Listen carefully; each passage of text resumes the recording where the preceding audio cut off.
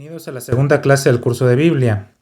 El tema que vamos a ver hoy es Mateo, generalidades. Vamos a empezar a hablar con los destinatarios. El Evangelio judeocristiano. Bueno, Mateo es llamado con mucha frecuencia el Evangelio judío o judeocristiano porque pone el acento en el cumplimiento de las promesas del Antiguo Testamento a través de Jesús. De los 4 evangelistas, Mateo es el que cita con mayor frecuencia el Antiguo Testamento, lo hace alrededor de 130 veces. Es el texto que más lo hace.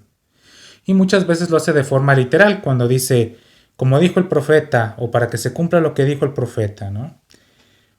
Podemos decir que es un texto redactado para cristianos de origen judío. Va dirigido a una audiencia que conoce el Antiguo Testamento y tiene la intención evidente de encontrar una continuación y una correspondencia entre las historias del Antiguo Testamento y la vida de Jesús. Esto, a diferencia de Marcos, que escribe para los romanos y que cita muy rara vez las escrituras del Antiguo Testamento. ¿Por qué? Pues porque para una audiencia latina que no conoce las escrituras y que no estaba esperando al Mesías, es inútil esto. No hay una razón para citar a los profetas cuando no son conocidos. Mateo presenta muchas expresiones semitas, hebreas y arameas y evita pronunciar el nombre de Dios. Esto es un uso muy judío. Los judíos procuran no mencionar el nombre de Dios. Por eso los otros evangelios hablan del reino de Dios y Mateo habla del reino de los cielos. Hay muchos argumentos dentro del mismo texto que nos llevan a apoyar la idea de que los destinatarios son judeocristianos. Cuando Mateo hace referencia a una costumbre, tradición o fiesta judía, no lo explica. Mateo da por supuesto que sus lectores conocen el entorno judío y el contenido y el significado de las costumbres. Cuando se hace referencia a una palabra de origen semítico, Mateo no pone la traducción al griego, a diferencia de los otros evangelistas sinópticos que sí lo hacen. Por ejemplo, Marco traduce al griego todas las expresiones semitas y explica todas las fiestas y tradiciones, ya que los romanos necesitaban estas explicaciones para entender las fiestas y las costumbres. También las palabras, por ejemplo, cuando Jesús dice Talita cum, le habla a una niña y le dice Talita cum, no basta con decir esto, sino que Marcos pone la traducción. Niña, a ti te digo, levántate, porque si Marcos no hace esto, los romanos se quedan sin entender nada. Sin embargo, Mateo, cuando pone una expresión semita, da por hecho que su audiencia la entiende. Todavía dentro del texto podemos encontrar argumentos para probar que Mateo está dirigido a los judeocristianos. Si nosotros vemos la genealogía que viene en Mateo, nos damos cuenta que lleva los orígenes de Jesús, además de que le llama hijo de Abraham y hijo de David, lleva sus orígenes hasta Abraham porque es el padre de los judíos. Para ser el Mesías esperado, se tienen que cumplir ciertos requisitos. Uno de ellos era ser judío y el otro era ser de la casa real. Por eso, Mateo lleva su genealogía hasta Abraham para demostrar que Jesús es judío y la hace pasar por David para demostrar que Jesús es de la casa real. Es decir, le está diciendo a su audiencia, a sus lectores, que Jesús cumple los requisitos para ser el Mesías esperado. Vamos a ver un paralelismo. Bueno, ¿quién también tiene una genealogía de Jesús? Lucas. Es el Evangelio de Lucas. También tiene una genealogía de Jesús, pero la lleva hasta Adán. ¿Por qué razón? Lucas escribe para los gentiles y entonces al llevar la genealogía hasta Adán, está diciendo que todos los hombres pueden ser hermanos en Cristo. ¿Por qué? Porque Lucas escribe para los gentiles y les quiere decir que el mensaje de salvación también es para ellos. En cambio, Mateo escribe para los judíos y les está demostrando que Jesús es judío. Ahí hay una diferencia. Bueno, otra de las generalidades sería el autor. Hasta el siglo XVIII y principios del siglo XIX, nadie puso en duda que el Evangelio de Mateo fue escrito por Mateo, el apóstol, es decir, Mateo escribió el Evangelio según Mateo. Sin embargo, con la llegada de la escuela de la alta crítica, se puso en duda dicha autoría. La realidad de las cosas es que los testimonios de los primeros cristianos siempre atribuyeron este Evangelio a Mateo. Vamos a decir Papías, Ireneo, Clemente, Orígenes, Cirilo y Jerónimo, por citar algunos. Es de notar que la referencia más antigua es la de Papías. Papías nació alrededor del año 70 de nuestra era, es decir, es alguien que probablemente conoció a varones apostólicos y por cuestiones de tiempo podría haber conocido incluso a apóstoles. Tal vez esto no sucedió porque Papías vivía en Frigia, pero bueno. Entonces, en el siglo XIX y XX ponen en duda la autoría de Mateo, pero sin aportar pruebas sólidas. Me parece que es un poco pretencioso y arrogante corregir a Papías, que de los 11 discípulos, 4 eran pescadores y 1 era publicano. Si bien es cierto que los publicanos eran odiados y tenían fama de pecadores públicos, sabían contar, sabían leer y sabían escribir. Por lo tanto, si alguien de los discípulos escribe un evangelio, Mateo tiene muchas posibilidades de ser el ganador de esto. Ahora, ¿en qué lugar fue redactado el evangelio de Mateo? Posiblemente era una comunidad que hablaba griego. Por la gran difusión que tuvo el evangelio durante los primeros años de la iglesia, y por el uso que tuvo dentro de la iglesia, podemos deducir que surgió en una comunidad muy numerosa e importante. Lo anterior nos lleva a pensar en Antioquía de Siria. Si bien es cierto que el propio Papías hablaba de un evangelio según Mateo, redactado en Palestina y que fue escrito en arameo, y ya mucho después traducido al griego, la verdad es que a nosotros no nos ha llegado este evangelio arameo, no hemos encontrado o no se han encontrado testigos escritos de dicho evangelio arameo. Solo nos ha llegado la versión griega. Entonces hay especialistas como Kummel que niegan la existencia de Mateo arameo. Solo se da por sentado que se escribió en griego. Ahora, la versión griega tuvo que haberse redactado o en Alejandría o en Antioquía, que son las dos ciudades donde... Y por la gran difusión que tuvo, es lo más probable es que haya sido Antioquía.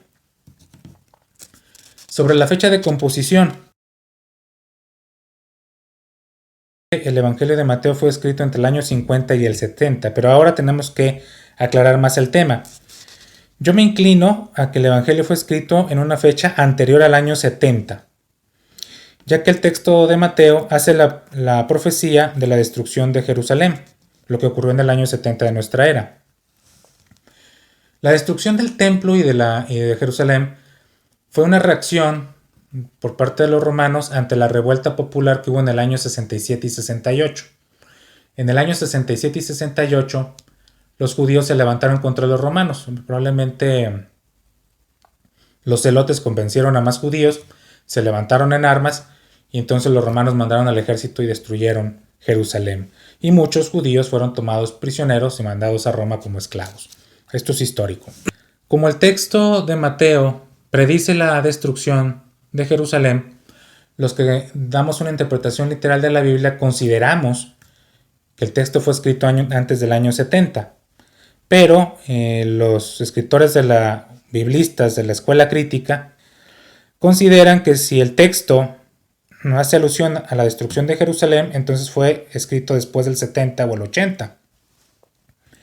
Precisamente porque hace esta referencia. Ellos niegan la posibilidad tanto de los milagros como de las profecías, por lo que es evidente para ellos que si Mateo fue redactado después del año 70 y antes del 100, perfectamente pudo registrar esta profecía. Este mismo criterio lo aplican los de la escuela crítica también al Antiguo Testamento. Cada vez que haya una profecía, ellos dan por sentado que se redactó a posteriori, o como un análisis post-mortem o es decir, post-eventum. Lo que ellos dan por sentado es que si hace referencia a un evento del año 70 es porque se escribió después del 70. Nosotros, que sí creemos en las profecías del propio Jesús, consideramos que la fecha es anterior al 70. En cuanto a la estructura y contenido del Evangelio. Al hablar de la estructura y el plan de redacción que siguió Mateo, los autores exponen diversas teorías. Nosotros daremos solo dos, las más conocidas y aceptadas, que son las más útiles para entender a Mateo. De hecho, probablemente las que vamos a escoger son las verdaderas y también son las más útiles desde el punto de vista didáctico. La primera teoría es la de los 5 bloques. Mateo dividió su obra en 5 grandes bloques. Cada bloque está formado por un discurso y una sección narrativa, a lo cual se agregó una introducción y una conclusión. Son 7 partes. intros, discurso y cierre. Ahora, muchos ven esto de que Mateo dividió su evangelio en 5 bloques como una referencia al Pentateuco, que son 5 rollos, y al libro de los Salmos, que también está dividido en 5 libros. De esta manera, el evangelio de Mateo es una continuación de lo que se hizo en el Antiguo Testamento y además es un nuevo comienzo, como el Génesis, lo que refuerza la teoría de esta continuidad entre el Antiguo Pacto y el Nuevo Pacto. ¿Cuáles son estas partes? Bueno, obviamente ya dijimos que hay una introducción, que sería la genealogía o infancia de Jesús. Después hay un primer bloque, que llamaremos el de la proclamación del reino. Después hay un espacio narrativo dentro de este primer bloque. Habla del ministerio de Juan el Bautista y el inicio del ministerio de Jesús. Está el sermón de la montaña, que sería el sermón de este bloque. Pasamos al segundo bloque. Hay un ministerio y una misión en Galilea. Ministerio y misión en Galilea. Y la sección del sermón pues sería la misión de los apóstoles. En el tercer bloque habla de las dudas sobre Jesús y la oposición a su persona. La parte narrativa habla de los ayes a los incrédulos y el sermón sería el sermón en parábolas. El cuarto bloque habla de la cristología y la eclesiología, que sería la narración y un sermón sobre la iglesia. Y la quinta parte pues habla ya del viaje de Jesús a Jerusalén, donde también hay oposición y rechazo. Y el sermón pues, sería las palabras escatológicas o el sermón sobre el fin del mundo. Después viene una conclusión y cierre, en donde ya se da la pasión, muerte y resurrección de Jesús. Esa es la primera estudio de estructura, ¿no? Y el segundo, vamos a establecer que sería la estructura marcana, o la estructura fijada por Marcos en su evangelio, que muchos consideran que también se da en Mateo. Así como en el evangelio de Marcos, como veremos más adelante, se divide en 2 partes, pues en una primera parte se da la predicación general de Jesús, en donde da una predicación pública, donde es rechazado por los nazarenos, etc., hasta la parte donde se da la confesión de Pedro. A partir de la confesión de Pedro empieza la segunda parte del evangelio de Marcos. Esta es ya en el momento en que Jesús disminuye la predicación pública y se limita a instruir a sus discípulos y empieza un viaje a Jerusalén ya sin detenerse, evitando las zonas pobladas. Esta estructura de Marcos nos ayuda porque en el evangelio de Mateo se puede dividir igual. Una primera parte de predicación pública y luego ya después de la confesión de Pedro, una parte donde se evita la instrucción pública y ya solamente se dedica a formar a sus discípulos. ¿Cuál es el tema central del evangelio? En Mateo vamos a encontrar, un Jesucristo que es presentado como el Mesías y como el Rey esperado por Israel, en que se cumplen todas las promesas del Antiguo Testamento. La teología de Mateo la podemos ver en su cristología. Bueno, la cristología en general nos va a presentar cómo Dios, a través de la figura de Jesús, actúa para salvar al hombre. Todos los evangelios tienen cristología y todos obviamente presentan a Jesús como hombre y a Jesús como hijo de Dios. Pero cada evangelio pone el acento en algún aspecto. Mateo pone el acento en la figura de Jesús como el ungido, como el Cristo, como el Mesías de Dios.